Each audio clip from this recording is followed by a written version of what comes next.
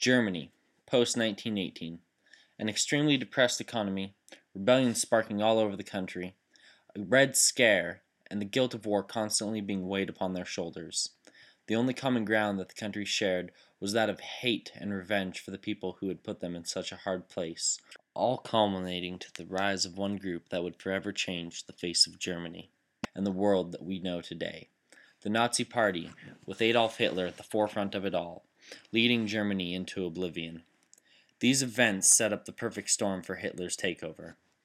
While these conditions were nothing new and ideas such as anti-Semitism were already widespread, Hitler was the man who brought this all together through the use of propaganda to build a nation unlike anything the world had ever seen before.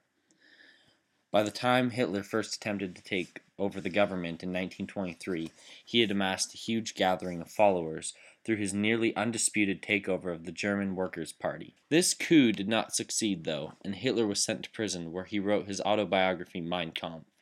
In German culture, after Hitler's rise to power, this book became the equivalent of the Bible in the Christian community.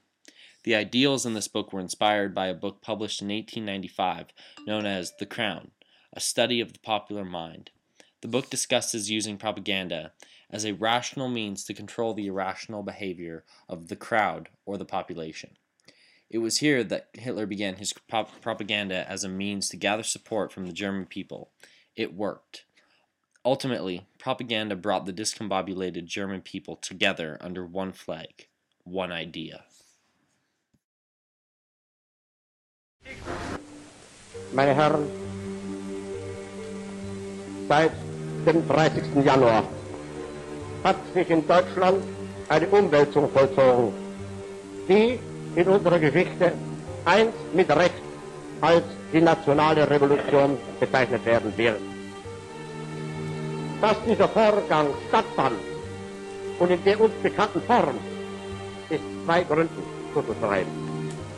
Erstens, die durch den November 1918 eingeleitete Vergewaltigung des deutschen Lebens, innen und außen, musste auf die Dauer unerträglich werden und damit zu einer Änderung führen. Zweitens, die ebenso unvernünftige wie rücksichtslose Niederhaltung und Ausschaltung des die Änderung fordernden nationalen Elements führte zwangsläufig zu einer Aufstauung dieser Kräfte und damit am Ende zur gewaltsamen Erhebung. Dass ein solcher geschichtlicher Vorgang jede Kampfhandlung hier und da auch von bedauerlichen Erscheinungen begleitet ist, liegt auf der Hand. When Hitler and the Nazi Party finally came to power in January of 1933, he named Joseph Goebbels the propaganda minister in the Ministry of Popular Enlightenment and Propaganda. In order to help persuade the German people into believing their propaganda, the Nazis developed a system of Menschenführung, literally the leadership of men. Among other things in this system, the government was in charge of everything, the most important being the administration of welfare. With the government basically giving out free money and assistance, it created a love for the Nazi Party, for the people's cries had finally been heard. This was exactly what the Nazis wanted, and soon, with the people now more sympathetic towards the Nazi rule, they had the population under their control. Whatever opinion they wanted the German people to have was just a radio message or poster image away. To measure the effectiveness of the varying political propaganda that the Nazis produced, Joseph Goebbels, on a regular basis, gathered information on the sentiment of the German people. These meticulously detailed reports gave the Nazis an idea of what direction to head in as far as policies which they enacted, so as to avoid dissent among the people. The main issue of concern to the people being bread.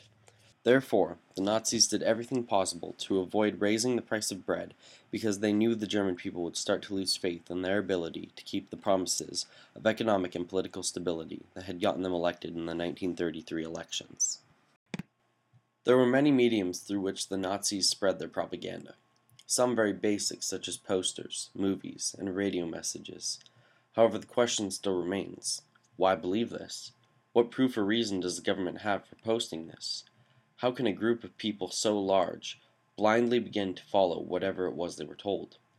The German people became blind followers through subliminal incorporation of the state into everyday life. Several of these methods of incorporation are as follows. Name calling. The Nazi Party, in order to promote their values as their right values, portrayed everything they stood against, labor unions, liberal Democrats, communism, Jews, etc., with meanings synonymous to ideas and events that had caused the German people the turmoil that they had endured in the previous decade, such as the Weimar Republic, economic inflation, and the ultimate destruction of Germany following the Treaty of Versailles. For example, in Nazi Germany, being a liberal meant that you followed a stupid doctrine of equality. To this end, the Nazis were able to sway the German people that they were true heroes of Germany with the goal of restoring the country to its former glory. Plain folks. Hitler, in order to relate with the people who were putting him in office, portrayed himself as an everyman, no different from the people who were farming the fields, working in the factories, and keeping the lights on. On September 1st, 1939, when Germany invaded Poland, he gave a speech in which he proclaimed that he was making a personal sacrifice. He expected no more from the people of Germany than what he gave for his country during World War I. That his life from now on belonged still more exclusively to the people of Germany, and that he did not want the German people to think of him as any more than the first soldier of the German Reich. With these speeches, and the many others like it, Hitler identified himself with the common people of Germany in a way which they felt that he was speaking to each of them all, individually. Card stacking. Card stacking is a misrepresentation of facts. The propaganda used deception to promote a cause by getting rid of unfavorable opinions by any means necessary. Book burning, censorship, and lying are common components of card stacking. This was all done under the guise of eradicating dangerous thought, a theme common in a totalitarian state. By giving up the power to think for yourself, but instead let the state do it for you, you have submitted yourself to an ignorance of truth and morality that will cause the loss of personal identity and be replaced with the identity of the state. Unlike other wars fought for land, money, or ideological reason, World War II is in a category of its own. Germany went to war for vengeance, to reclaim its lost glory, and to get back to where they had been before 1914. However, they took it a step farther with their racial policy. This involved the extermination of what the Nazis considered to be lesser people, such as gypsies, disabled people, and of course, the Jews. The second part of this policy was in regards to the Volksdeutsch. The term Volksdeutsch first came about by Hitler in regards to the group of people living outside of Germany, but were of German ethnicity. It was under this policy that the invasion of Eastern Europe, which was where many of the Volksdeutsch lived, was legitimatized. Also adding to the German cause was their argument for living space. Through the propaganda spread by the Nazis, the people easily believed that the Jews, gypsies, and others that the Germans deemed subhuman were in fact actually subhuman, and that their genocidal rampage was justified. Hitler was smart. He knew how to gain power that was legitimate, and how to get the people to follow him. Through his centralization of government, Hitler built a totalitarian state that relied on propaganda as a means for spreading ideas of the Nazi Party until the ideology of the Nazis became the ideology of the people, and thus they were in full submission to the government's will. With the people under the control of the government, they were able to manipulate and use them for whatever they wished. For those who can make you believe absurdities can make you commit atrocities.